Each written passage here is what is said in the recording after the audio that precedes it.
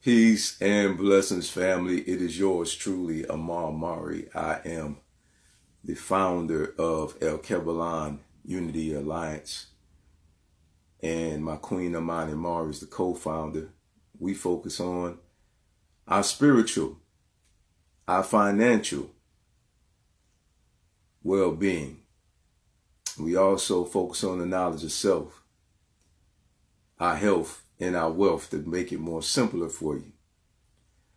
And, I've been slated to be a potential juror. And I tell you, family, I had a problem when I was sitting out there listening to a state of Florida judge talk about how just America's system is. I had a problem sitting out there being told that it should be an honor for me as a citizen to serve as a juror. I had a problem with that.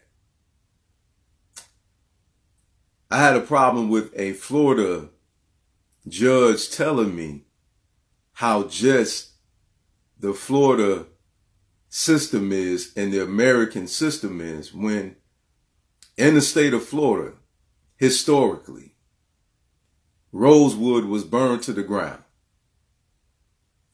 Their land was taken from them with no compensation. In fact, the ones who took the land from them literally has tried to sell the Rosewood relatives back their own property that they stole from their ancestors. I'm having a problem with that. I'm having a problem hearing about a Florida judge telling me how just the system is when Trayvon Martin, murderer, got off. I'm having a problem with that. And then the statement by John F. Kennedy, ask not what America can do for you. Ask what you can do for America. I'm not asking what I can do for America. What I'm going to do is I'm going to tell America what they can do for us. Here's what I'm going to tell America what America can do for us. I'm going to tell America to pay us back for what they did to our ancestors. Because, see, America tends to think that we owe them something. We don't owe you anything. You made our ancestors work without pay. So why, America, as an African, not as an African person of descent, no, as an African whose ancestors was made to work with no compensation, tell me, America, why do I need to ask what I can do for you when you have done nothing for us? See, this is the problem that I'm having. The problem that I'm having is these politicians, they talk like as if though they don't owe us anything. They try to throw shade on what happened by saying what happened a long time ago.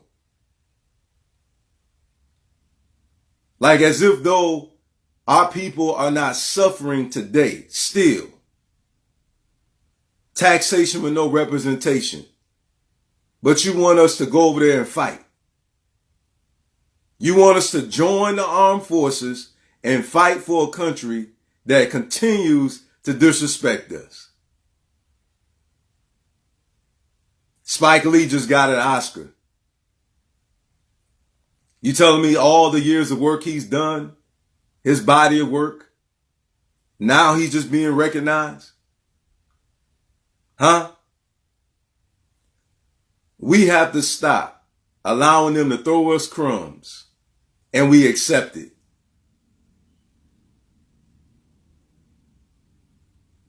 I am not going to ask America what I can do for America. I'm going to tell America what they can do for us, and that is give us our reparations. Give us our 40 acres and a mule. Give us good school books. Give us better streets. Give us better living conditions. Take all your alcohol back. Take all your drugs back that you put in our neighborhoods. Take all the guns back that you put in our neighborhoods. So I'm not asking you for anything. I'm going to tell you what you can do for us. And also what you can do for us is stay out of our business. When we start putting businesses in our community, I'm going to tell you to stop coming in and destroying what we have started. That's what I'm going to tell you.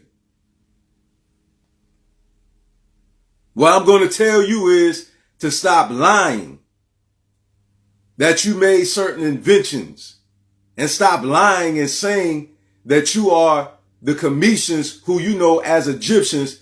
I'm going to tell you to stop whitewashing what we do.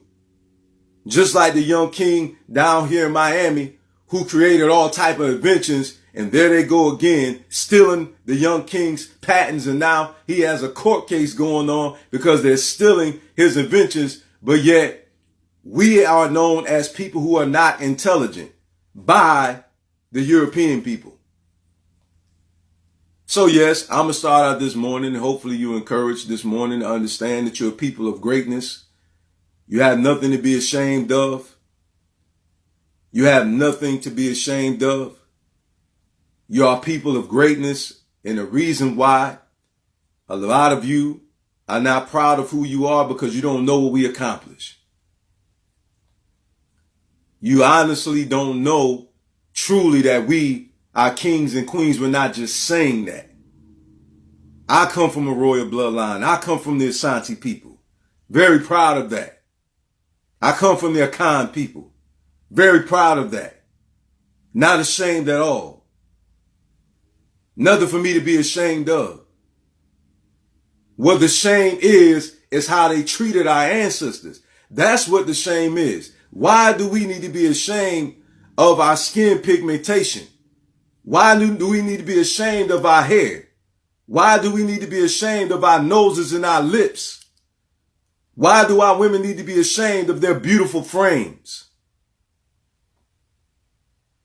Why do we need to be ashamed of our culture, our names, our languages, our dancing, the way we dress, the way we walk, our rhythm?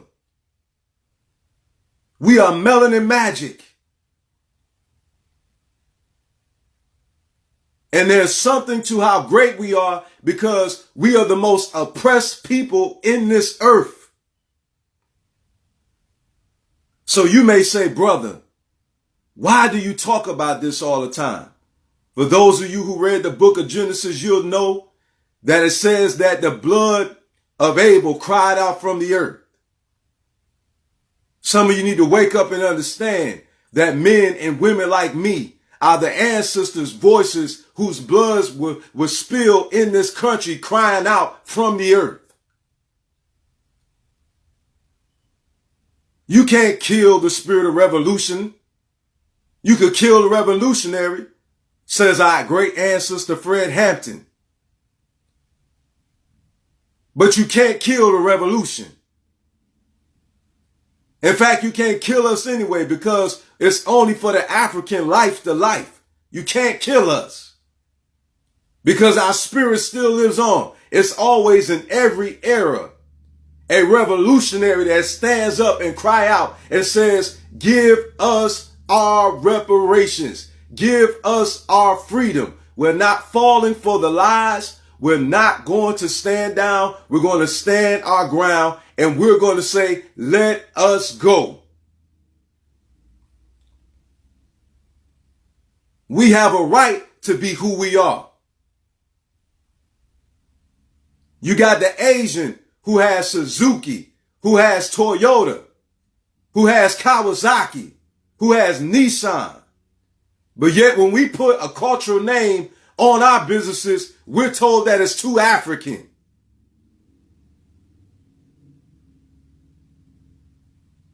Stand your ground. This is the reason why I'm here. Because my queen and I, we had 3 businesses. And I'm African to the bone. We're real estate investors. And I'm African to the bone. We own 3 businesses and we have an organization. And I'm African to the bone. You are the only one that's going to stop you. It is your choice for you to compromise so you can be recognized, so you can be embraced. Stop playing these games about being a good nigga. Stop allowing you for yourself to be used as an example of a good nigga. Because understand, whenever somebody rebels against oppression, they always considered to be a troublemaker.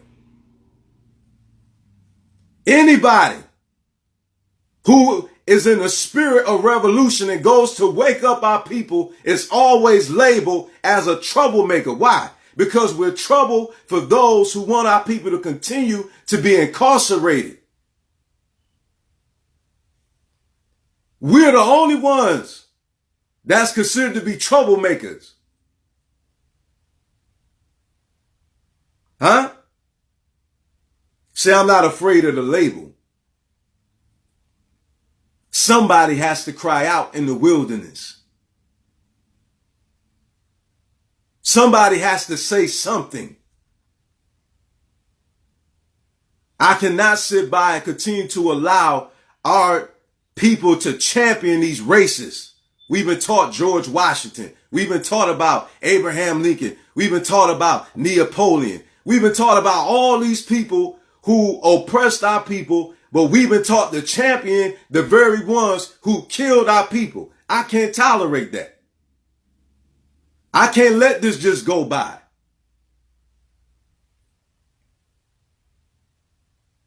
It took everything in me, family, for me not to tear that courtroom up when that judge stood up and talked about how great the laws of America are, when we constantly having our men who are illegally arrested and incarcerated, wrongfully convicted. And then when they're released from prison, they're not even compensated for what they go through. And you think I'm going to sit here and be quiet? How in the world is it when we address these issues, we're considered to disturb the peace? Listen, for those who truly are people of justice, how is it disturbing them? Huh? Ask yourself this question.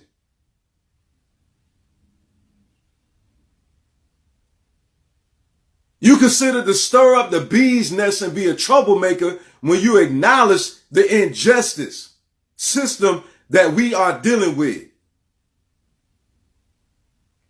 Why you think One United Bank started? Will we have to start our own banks if we wasn't being redlined? We got to start asking ourselves these questions.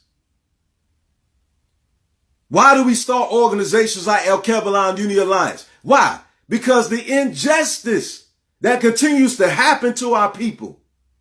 And so we got to create a African shelter, a safety place for those of us who embrace who we are to come and to be able to be who they are. That is a shame that we have to fight to be treated like humans. And that is a shame that we have to justify the reason why we maintain our African identity. We're always fighting for us to be who we are. And we're always fighting for us to be treated human.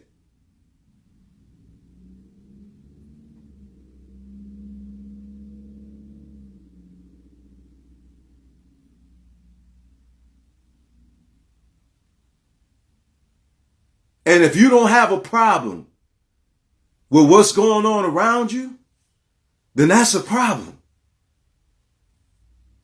Voting season is coming up.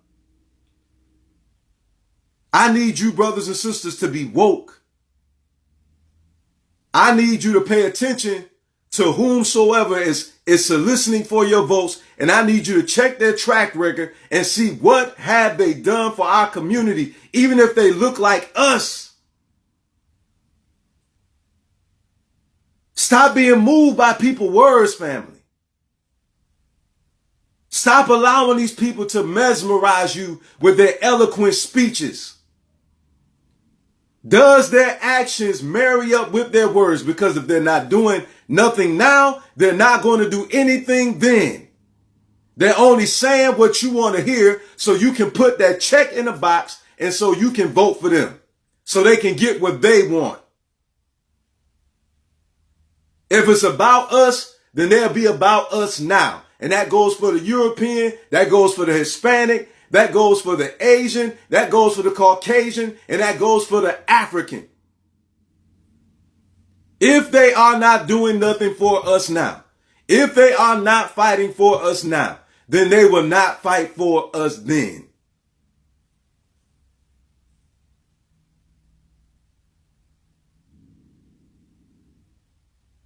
And that's just the bottom line.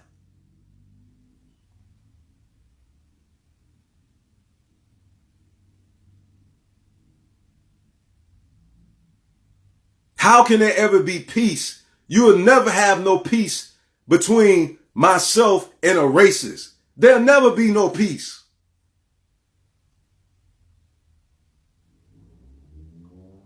You know why? Because they're constantly fighting. So how can you have peace with somebody who's constantly fighting you? Who's constantly trying every way possible that they can to keep us oppressed. They think because they're not hanging us by nooses now, okay, that, oh, it's over. No, they're still systemically oppressing us. They're still coming into our neighborhoods, gentrifying our neighborhoods, okay? They're still murdering our people and getting off the hook. Okay, we're still experiencing that. We're still hearing the cries and the pains of our brothers and sisters who have lost their child.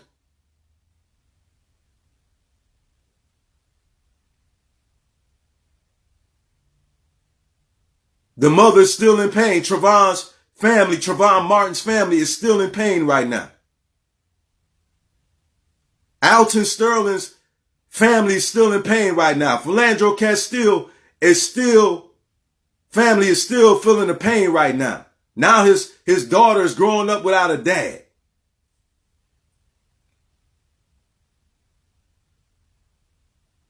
So I ask again, how can there be peace when they keep declaring war?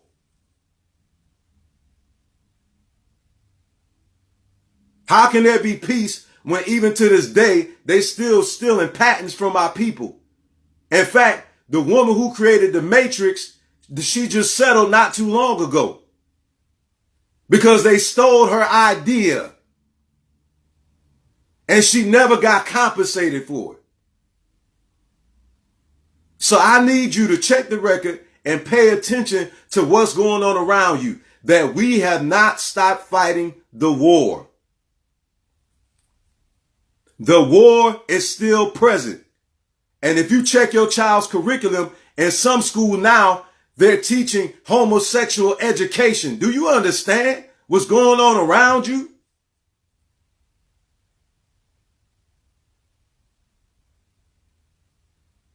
You ignoring the problem will not make the problem go away.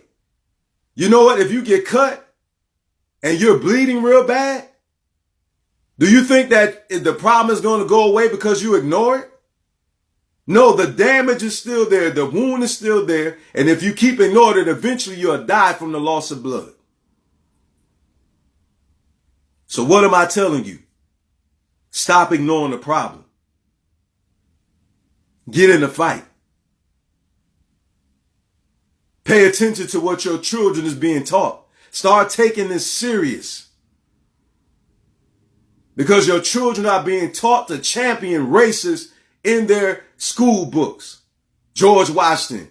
Think about this. Since the inception of this country, he was the first president in this country. And when he became the president of this country, we were still slaves. He didn't fight to free us. And you don't have no problem with that? You don't have no problem with your children champion racists? This is the reason why at home we need to teach our children about our culture and who we are. So they won't be brainwashed and they're championing and thinking that he was some savior or some wonderful person that we need to be uplifting and honoring and paying homage to. They want us to bow down to their ancestors, but when we do it, it's wrong. It's wicked. It's of the devil. But yet in the curriculum that you learn in your school, I guarantee you can't debunk what I'm saying. In your curriculum, you was taught about George Washington, and he was heralded. He was championed. They make you bow down to their ancestors. If you're a Catholic, they're making you pray to their ancestors. But if you pray to your ancestors, it's of the devil.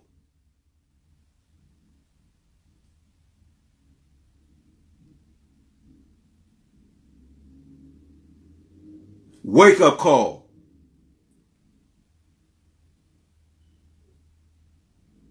Peace, love, power. Pray that you all have a blessed day. I wanted to share this with you. I've been very busy lately. Okay, again, like I said, I was slated as a possible, juror. Okay, which I don't find that to be an honor at all. And had I known what I know now, prior to me enlisting in the Marine Corps, I would have never done it. Because a lot of us, we say, well, they haven't done anything to me lately. You don't get it. You're never above your people. If you're saying that, oh, they never raped me, or white man never raped me, then guess what? You're lost. And you need to find yourself. Because they did it to your ancestors. That means they did it to you. You are never above your people. Your grandmother's blood, your grandfather's blood is running through your veins.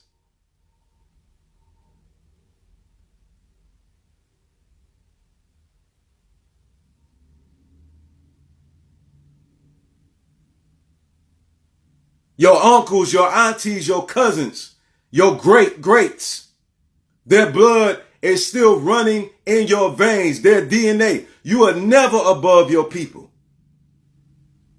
We've been separated throughout this United States of America. And what's happening to them over in the West Coast, the Midwest and the East Coast, wherever geographical location you are in, opposite of whomsoever it may be, that is still your family.